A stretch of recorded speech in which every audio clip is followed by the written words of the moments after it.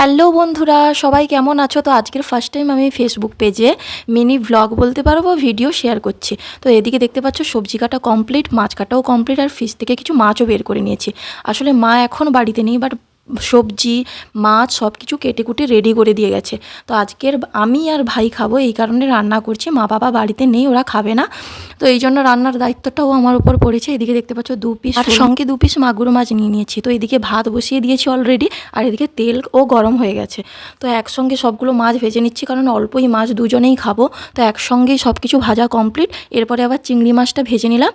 আর এদিকে দেখতে পাচ্ছ মিক্স একটা তরকারি করছি। কী তরকারি করেছি লাস্টে আমি তোমাদের সঙ্গে শেয়ার করছি। আর এদিকে অলরেডি ভাতও কমপ্লিট হয়ে গেছে, আর বাকি যা যা তরকারি হওয়ার তো সব কিছুই কমপ্লিট হয়ে গেছে। তো এবার চলো আমি তোমাদের সঙ্গে শেয়ার করি আজকের দুপুরের আমাদের মেনু কী কী আছে। তো ফার্স্টেই আমি বলে দিই, কুঁদরি আলুর তরকারি আছে, এদিকে আছে তোমার শোল মাছের টক, মাগুর মাছের সজনে ডাঁটা, আলু বেগুন দিয়ে ঝোল, আর এই যে সাদা ভাত। ব্যাস আজকের দুপুরের মেনু এটাই। কেমন লাগলো